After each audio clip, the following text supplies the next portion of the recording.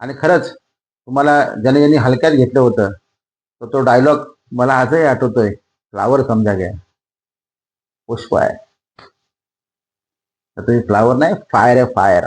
Pushpatai is fire, fire. आ गया आग. शुभेच्छा ताई, शुभेच्छा. नमस्कार, मी ॲडव्होकेट अमोल गजे बांधर पटेल आणि आपण पाहता सह्याद्री दर्पण. खोपोली कर्जत माथेरानचा निकाल लागला. तुम्हाला सगळ्यांचा निकाल माहिती आहे, परंतु विशेषतः आपण खोपोलीमध्ये सगळ्या गोष्टी आपण तुमच्या समोर ठेवल्या कशा प्रकारे निकाल लागला. पण आपण बोलणार आहोत कर्जतच्या निकालावर. आणि कर्जतचा निकाल हा अतिशय म्हणजे असे अतिशय भन्नाट लागलेला आहे. कर्जतमध्ये परिवर्तन विकास आघाडी, जी राष्ट्रवादी काँग्रेस पक्ष, ठाकरे गट हे एकत्र आले होते आणि यांचा असा मोठा विजय झाला. मोठा म्हणजे खोपोलीपेक्षाही मोठ्या मार्जिनने पुष्पाताई हरिश्चंद्र दगडे या थेट नगराध्यक्षपदासाठी निवडून आलेल्या आहेत. निवडून आले त्यांनी माजी आमदार सुरेश भाऊ लाड यांच्या सुनबाई डॉक्टर स्वाती लाड यांचा पराभव केला. पराभव बघा. दोन आमदार म्हणजे प्रशांतदादा ठाकूर हे भारतीय जनता पार्टीचे आमदार, विद्यमान आमदार महेश थोरवे ते देखील कर्जतला राहतात, माजी आमदार सुरेश भाऊ लाड आणि ही सगळी सत्तेमधले सगळी फौज भाजप शिवसेनेची, ह्या सगळ्या फौजेला गारद करण्याचं काम जर कोणी केलं असेल तर ते राष्ट्रवादी काँग्रेस पक्षाचे नेते सुधाकर भाऊ घारे आणि ठाकरे गटाचे उपजिल्हा प्रमुख नेते नितीनदादा सावंत. दोन माणसं, हे दोघेच. आणि पलीकडे किती बोललो मी? आमदार, माजी आमदार, खासदार, सगळे सगळे सगळे हे करून दाखवलं. या लोकांनी करून दाखवलं.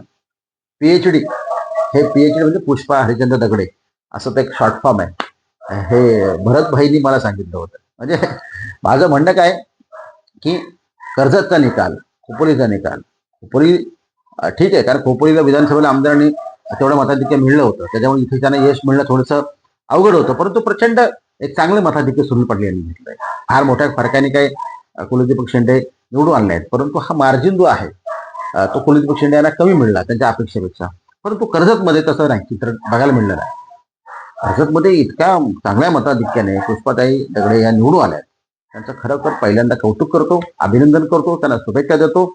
आणि विशेष सगळ्या शुभेच्छा आहेत त्या सुधाकर शेठ घारे आणि नितीनदादा सावंत आणि त्याच्या संपूर्ण टीमला, दोन्ही पक्षच्या ठगा टीमला. आता इतर सगळे बंधू पाटलापासून, पंकज पाटलापासून आता किती नाव, म्हणजे बरीच नावं आहेत. कोणाला अन्याय वेळ मी नाव न घेतल्यामुळे तसं नकोय. परंतु प्रमुख ही दोन माणसं घेतली, मग सगळ्यांचं कौतुक झालं. मी सातत्याने एक सांगायचो, खोपोली आणि कर्जत ह्या दोन शहरामध्ये काही एक मोठा बदल आहे, फरक आहे. खोपोली हे कॉस्मोपॉलिटन शहर आहे. इथं विविध जाती धर्माची, विविध देशातल्या विविध भागातून कारखानदारी असल्यामुळे इथं लोक इथं राहतात, इथं आलेली आहेत. आणि इथला वोटर्स हा वेगळा आहे. त्याच्या अगदी उलट कर्जतचा वोटर्स आहे. कर्जतचा वोटर हा थोडासा कट्टर म्हणता येईल, दोन्ही बाजूकडचा म्हणता येईल. तो असा थोडा कट्टर आहे. त्या मागण्याने इथलं फ्लोटिंग, इथला वोटर्स हा थोडासा वेगळा धर्तीवरचा आहे. कारण अगदी गरीबापासून ते श्रीमंतापर्यंत सगळी लोक वेगवेगळ्या घटकातली या ठिकाणी वास्तव्य करतात. आणि मला सातत्याने सुरुवातीपासून मला सातत्याने वाटत की माजी आमदार सुरेश भाऊ लाड यांनी इतकी मोठी रिस्क का घेतली. सुरेश भाऊ लाड हा दिग्गज चेहरा आहे. भाऊ यांचं राजकारण शांत, संयमी, कधी अग्रेसिव्हपणा नाहीये आणि इतका दिग्गज चेहरा. त्यांच्या मुलीचा मागच्या वेळी पराभव झाला, त्यांचा पराभव झाला, आता सुनबाईचा पराभव झाला. मला असं वाटतं की हॅट्रिक होण्यापासून त्यांनी स्वतःला रोखलं पाहिजे होतं. काही गोष्टी त्यांनी आवर्त घ्यायला पाहिजे होत्या. जनतेचा आवाज, कौल काय म्हणतोय, जर सुरेश भाऊ लाड यांच्यापर्यंत पोचत नसेल तर मग यंत्रणा कुठेतरी कमी पडते. नेमकं काय मिसिंग होत्या, काय गोष्टी सगळ्या कमी होत्या या त्यांनी बघणं गरजेचं होतं. आणि इतका मोठा माणूस, ठीक आहे, जय पराजय होत असतात, अंदाज चुकत असतात, एवढं काय नाही. परंतु भाऊंचा अंदाज चुकला नाही पाहिजे. तर भाऊंचा अनुभव, त्यांची एकूणच राजकारणाकडे बघण्याची जी काही पद्धत आहे आणि त्यांना मानणारा सगळा वर्ग आणि आत्ताचा सगळ्या पिढ्या बदलल्यात, राजकारण बदललंय, ह्या सगळ्याचा सारासार भाऊंनी म्हणजे सुरेश भाऊ लाड यांनी विचार करणं गरजेचं होतं. तरी केलं देखील असेल, त्यांना अपेक्षा देखील असतील, परंतु शेवटी निवडणुका असतात. आता निकाल तर लागलेला आहे, त्याच्यावर ते नक्कीच विचार, तितके जे ज्येष्ठ आहेत ते नक्की चिंतन मनन करतील. तो काय मुद्दा नाहीये, परंतु ह्या दोघांचं कौतुक केला पाहिजे, सुधाकर शेठ घारे आणि आणि नितीनदादा सावंत. कौतुक करावं पाहिजे. आमदारांचं होमग्राऊंड आहे, आमदारांचं कर्जत हे होमग्राऊंड आहे, विद्यमान आमदार मनोज थोरवे. मग कर्जतमध्ये पराभव होतो, खोपोलीत ते आमदार जिंकतात. काय हे रसा, काय भन्नाट, काय काम, कुठलं काम आहे? आणि खोपोलीत पण फार मोठ्या मार्जिनने विजय नाही मिळाला जो अपेक्षित होता. गडबड, काही ठिकाणी गडबड झालेली आहे, त्याचा अभ्यास ते करतील. परंतु कर्जतच्या निकालावर बोलायला जेव्हा आपण जातो तेव्हा परिवर्तन विकास आघाडी जी त्यांनी केली होती तिला खरोखर यश मिळालंय, खरोखर यश मिळालंय. अनेक टीका टिप्पणी झाल्या. दिवाळीमध्ये हे सगळे फराळ खायला एकत्र आले होते आणि त्यावेळी त्यांनी त्याची मुहूर्तमेढ रोवली, त्यावेळी टीका टिप्पणी झाली. परंतु कुठेही न डगमगता एक दिलाने, एक संघपणे, एक ताकदीने, जिद्दीने, मोठ्या आशेने, परिश्रमाने, कष्ट घेऊन ही परिवर्तन विकास आघाडी, राष्ट्रवादी काँग्रेस पक्ष आणि ठाकरेकडे एकत्र आलं आणि त्यांनी धोबी पछाड दिलाय शिवसेना, भाजप ह्या मोठ्या दिग्गज दोन पक्षांना. म्हणून म्हटलं ना सुरुवातीला की भाजपची अगदी निवडणूक प्रमुख प्रशांत ठाकूर हे स्वतः कर्जतमध्ये असायचे, खोपोलीत असायचे. आमदार महेंद्र थोरवे हे वारडावाडात फिरलेले आहेत. माजी आमदार सुरेश भाऊ लाड हे देखील फिरलेले आहेत.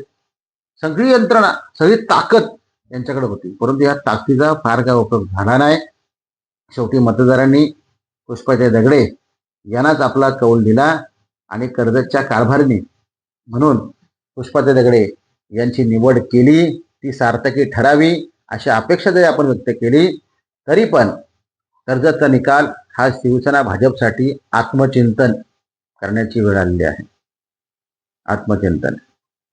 जे काही विधानसभेला कर्जतमध्ये फार काय मोठं मताधिक्य आमदारांना नव्हतं, त्याच पार्श्वभूमीवर आता ज्या निवडणुका झाल्यात आणि तो निकाल आमदार महेंद्र थोरवे यांच्या विरोधात गेला आहे.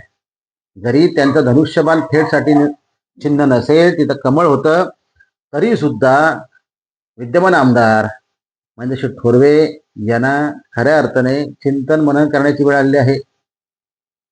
तुमचं होमग्राऊंड आहे, जिथं तुम्ही राहताय तिथं तुमचा पराभव होतो. शोकांतिका म्हणावं. ठीक आहे, तुटपुंच्या मताने पराभव झाला तर आपण म्हणतो की बाबा ठीक आहे, मोठी चोरच झाली. चोराई बिरस काय नाही. इतक्या मोठ्या मताधिक्याने जर तुमच्या महायुतीमधल्या, युतीमधल्या उमेदवाराचा पराभव होतो तर याचा अर्थ असाही निघू शकतो की तुम्हाला कर्जतमध्ये फार काय नाकारल्यासारखी परिस्थिती झाली की काय. हे सगळं, अशा सगळ्या भयानक गोष्टी आहेत. याचा विचार तुम्ही करणं गरजेचं आहे. आणि आज जर विचार केला नाही तर उद्याच्या काळात ही वर्ष अशीच निघून जातील आणि वातावरण अगदी तुमच्या विरोधात. राष्ट्रवादीला तसं गमवण्यासारखं काय होतं, काय होतं राष्ट्रवादीला? खोपोलीत आता 2 शिवसेना झाल्या, 2 राष्ट्रवादी झाल्या, त्याच्यानंतर सुधाकर भाऊ यांची खोपोलीची निवडणूक ही पहिलीच निवडणूक होती. कर्जतची पण ही पहिलीच होती, मी स्वतः हँडल करण्याची. पण ह्या 2 तरुण युवकांनी म्हणजे सुधाकर शेठ घारे आणि नितीनदादा सावंत यांनी दोघांनी करून दाखवलं.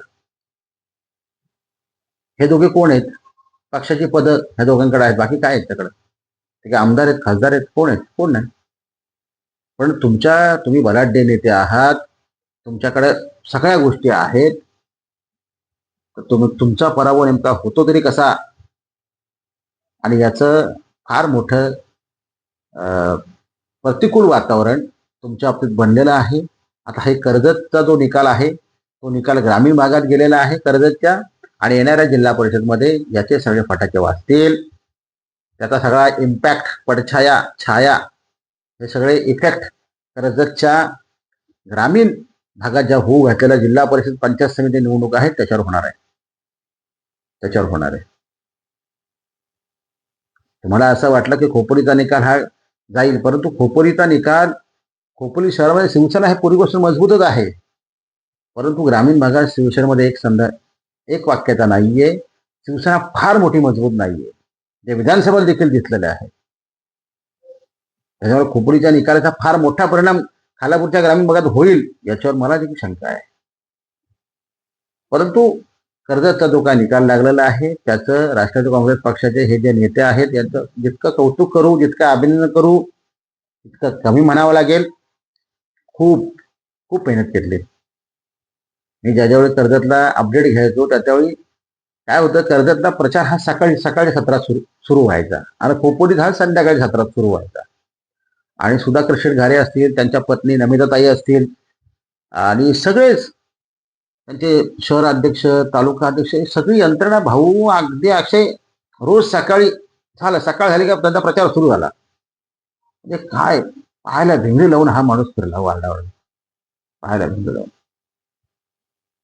आणि जनतेचा आशीर्वाद मिळाला ह्या दोघांना. ठाकरे गट, मशाल आणि घड्याळ ह्या दोघांना आशीर्वाद मिळाला आणि चित्र बदलला. आज त्यांचं कौतुक, परंतु विद्यमान आमदार ज्यांना चिंतनाची गरज आहे, सुरेश भाऊ लाड, हे नक्कीच याच्यावर विचारमंथन करतील. त्यांचा स्वभाव मला माहिती आहे आणि ते असे म्हणजे अगदी त्यांचा स्वभाव मला माहिती आहे, त्याच्यामुळे ते चिंतन मनन करतील. त्यातून काय मार्ग काढायचे ते काढतील. इतके भाऊ हुशार आहेत. परंतु निकाल पुन्हा एकदा राष्ट्रवादी काँग्रेस पक्ष ठाकरे गटाच्या बाजूने गेलाय. पुष्पाताई, तुम्हाला पुन्हा एकदा शुभेच्छा. आणि खरंच तुम्हाला ज्यांनी हलक्यात घेतलं होतं तो डायलॉग मला आजही आठवतोय, फ्लावर समजा गया, पुष्पा आहे तर तुम्ही फ्लावर नाही, फायर आहे, fire. Pushpatai is fire, fire. आ गया. शुभेच्छा ताई, शुभेच्छा.